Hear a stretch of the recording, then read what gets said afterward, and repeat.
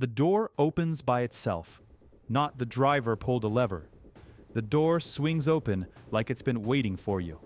You freeze for half a second, because your brain has a rule. If something opens automatically, someone is about to sell you something. But nobody says anything. No hello. No where are you from. No busy night. Just a driver in white gloves, sitting perfectly still, eyes forward. You slide in. The seat feels wrapped, like a museum chair covered in plastic so it never gets touched by normal human life. The car smells like nothing. Not new car smell, not cigarette ghosts, just neutral. And then the door closes itself. Soft, precise, like it was trained. You give the address. The driver nods once. And then you enter the strangest part of the ride. 12 minutes of silence. Not awkward silence. Not angry silence. A silence that feels expensive. Is the driver mad at me? Did I do something wrong?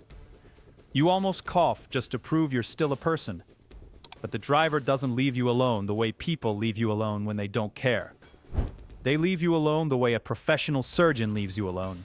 Focused, present, clean, unmessy. You arrive. The car stops exactly where it should, close enough that you don't step into traffic, far enough that you're not blocking the sidewalk. The driver turns slightly, hands you the receipt with both hands, and bows. Not a performance bow, a small one, like punctuation. And you get out feeling something you can't explain. Not served, respected. Here's the weird part. In New York, that driver might get reported. In London, someone would say he was unfriendly. Almost anywhere else, silence reads as failure. So why does it feel like 5-star service in Japan? And why does it make you wonder if your own idea of good service is kind of selfish? Maybe this is just culture. Maybe Japanese people are just quiet. That's the obvious answer, and it's wrong. Japanese taxi drivers aren't silent because they're shy. They're silent because they're trained, and the training is the point. So who trained them to do something that would get you fired in most countries? And what exactly are they protecting you from? Imagine a company telling you your voice is a liability, not because you're rude, not because you're offensive, because words themselves can be bad service. In Japan, taxi companies are famous for etiquette training, not just driving, posture, uniform, how to stand, how to open the door, how to keep the car clean enough that it feels like it's never been occupied by another human being. And yes, how to speak, but also when not to speak. That's hard for a Western brain to compute because we treat speaking as friendliness, and friendliness as good. So silence as a skill sounds like something someone made up to romanticize Japan. A tourist fantasy. They're so polite, they even trained the air to be polite. Except you can feel it. The silence isn't empty. It's structured, like a rule is holding it in place. Strongest counterargument. Maybe drivers are silent because passengers prefer it, and they just adapt. Market demand. Simple. Except it doesn't explain the uniformity. Why the silence feels the same across cars, across neighborhoods, across companies. You can get into 3 taxis in a row and experience the same quiet professionalism, like you're entering the same ritual. Markets don't produce rituals. Institutions do. The job isn't I drive you. The job is I manage your experience of being transported. Transportation is the body. The experience is the product. You're not trained to be nice. You're trained to remove friction. Noise is friction. Social obligation is friction. Awkwardness is friction. And the most common friction in a taxi isn't traffic, it's conversation. Because conversation creates a hidden debt. If someone talks to you, you're forced to pay them back with attention. Even if you're tired, even if you don't want to be on. And suddenly your taxi ride becomes a performance. Not by the driver, by you. Because quiet alone isn't care. Quiet can be indifference. Quiet can be punishment. Quiet can be fear. So what kind of quiet is this? And why does it feel like respect instead of rejection? There's a Japanese concept that gets translated as empathy, but that translation is too small. Normal empathy is reactive. Someone tells you what they need, then you respond. This is different. It's anticipatory. The highest form of care is noticing needs before they're spoken. It's called omoiyari. In a Western framework, service means be warm, be engaging, make the customer feel liked. In an omoiyari framework, service means reduce burden, don't intrude, protect the customer's mental space. Here's the thought experiment. You're on a plane, exhausted. You finally sit down, and the person next to you smiles and says, "So, where are you traveling from?" That question is friendly, but it just demanded a version of you, a social version, coherent, pleasant, even if you have nothing left. Now, imagine the opposite. You sit down. They nod once. They put on headphones. No rejection, no hostility, just a silent message. I'm not going to take from you. That doesn't feel cold. That feels like relief. That relief is what omoiyari is trying to manufacture. In a taxi, where you might be late, or stressed, or crying, or thinking about what you're going to say in a meeting. A driver who chats isn't nice. They're competing with your life. Silence is not neutral. Silence is not neutral. Talking is a claim. It claims your attention without permission. And Japan treats that as not rude like bad manners, rude like unprofessional imposition. Counter-argument. Silence can be uncomfortable too. Maybe the passenger feels anxious because nobody is guiding the social vibe. That's real. So how does Japan make silence feel safe? How do they stop the passenger from thinking, "Do I have to do something?" They didn't just train drivers to be silent. They engineered the back seat to remove your guilt. And when you see it, you want to show someone instantly. Some Japanese taxis have a button in the back seat labeled Kaiwa Fuyo, which translates to "No conversation needed." Let's sit on that. A button, not "Please be quiet," not "Do not disturb." A polite system message, "No conversation needed." And here's the twist. It doesn't exist because drivers talk too much.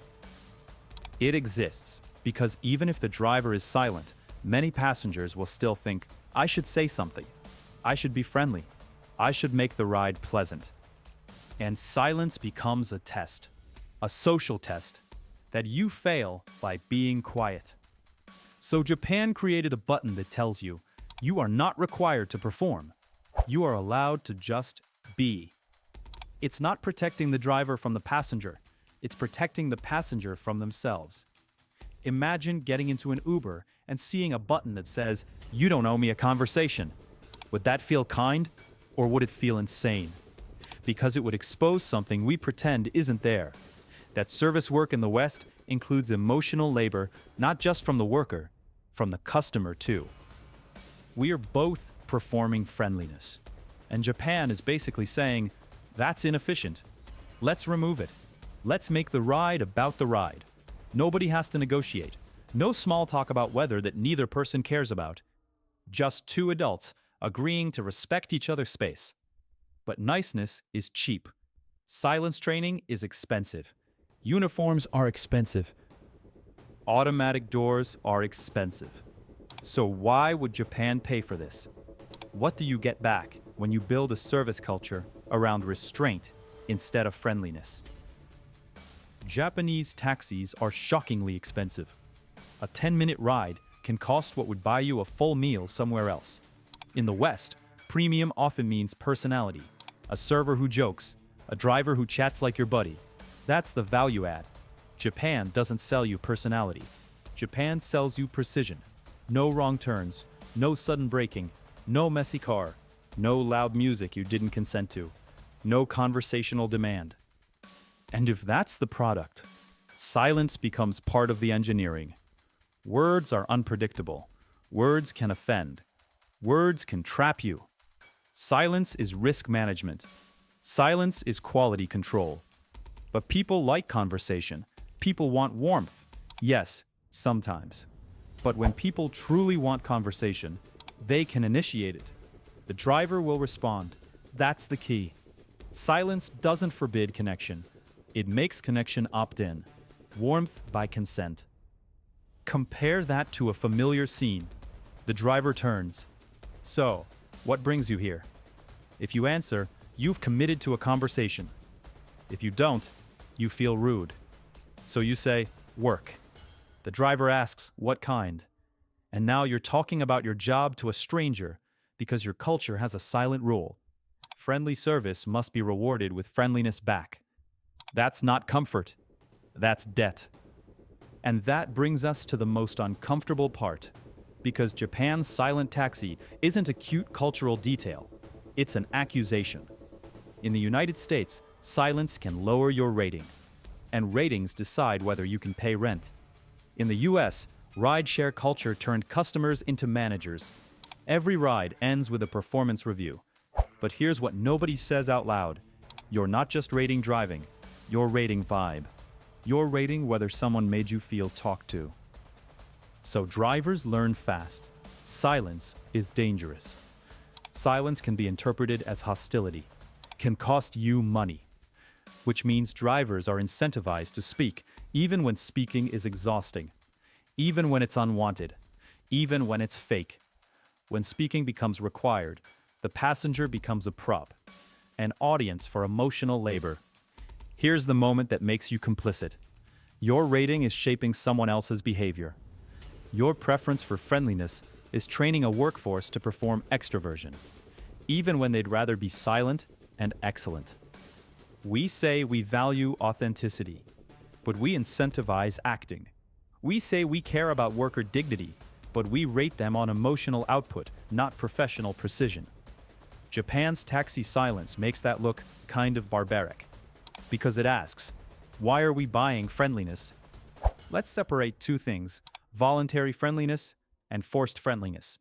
When a driver wants to talk, it can be great. When they have to talk, it becomes a mask. And masks have a cost. You can feel when warmth is required. It's like a smile you paid for.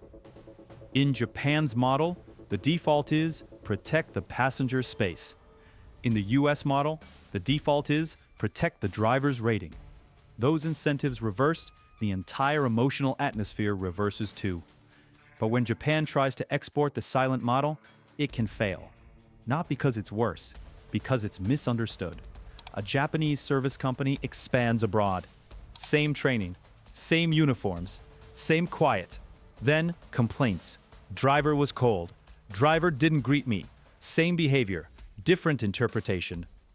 Silence is a message, and cultures disagree on what the message means. In some places, I respect you. In others, I don't like you. Or worse, I'm better than you. The silent model fails not because it doesn't work. It fails because it requires shared assumptions, a public agreement that you don't owe strangers your personality. When that agreement is missing, silence becomes threatening. And that's where the West has a point, because talking can reduce uncertainty fast. Hi, how are you? Tells you, I'm not dangerous. Words can be safety signals. Maybe Japan can do silence because it has other signals that replace words. Uniforms, white gloves, automatic doors, ritual. The whole system communicates. Professional. In the West, the system often doesn't communicate that, so conversation becomes the substitute, which means silence isn't untranslatable, but it is expensive. Not just in money, in discipline, in training, in the willingness to let people be quiet without punishing them. And that exposes what we've normalized, that service workers must smile, must chat, must be up, must perform happiness as proof of value. Even when the pay is low, even when their day is falling apart. A Japanese taxi driver who doesn't talk isn't being rude, they're working. In the West, we moralize silence. We assume it's a character flaw, cold, antisocial. We treat talk as generosity. But Japan, in this one small ritual, treats talk as something that must be justified. Not because words are bad, because words take space. And space is precious. Silence becomes a full sentence. It says, I trust you to exist without entertaining me. The taxi is a mirror. Because once you notice this, you start seeing the same pattern everywhere. At work, in meetings, in relationships. We fill silence because we're scared of what it implies. We fill silence to prove we're likable, and we call that connection. But sometimes it's not connection. Sometimes it's control. Sometimes it's just discomfort trying to escape. Next time you start talking, especially when nobody asked, ask yourself, am I speaking because it serves the other person? Or because the silence is serving me by forcing me to feel something I don't want to feel? And then ask the harder question. The one Japan's taxi button quietly asks on your behalf. What would your workday look like if you were allowed to be excellent without performing happiness? In one version of the world, the customer is king and everyone else must act. In another, the service worker is a professional, and professionalism includes the right to be quiet, because now every forced "how are you" feels like a transaction. Every mandatory smile feels like a wage. Every time you talk to fill space, you'll wonder, who is this really for? The driver bows, the door closes, the engine fades, and the silence follows you out onto the sidewalk. Not empty, full. If silence can be service in a taxi, where else in your life have you been talking just to prove you deserve to be there?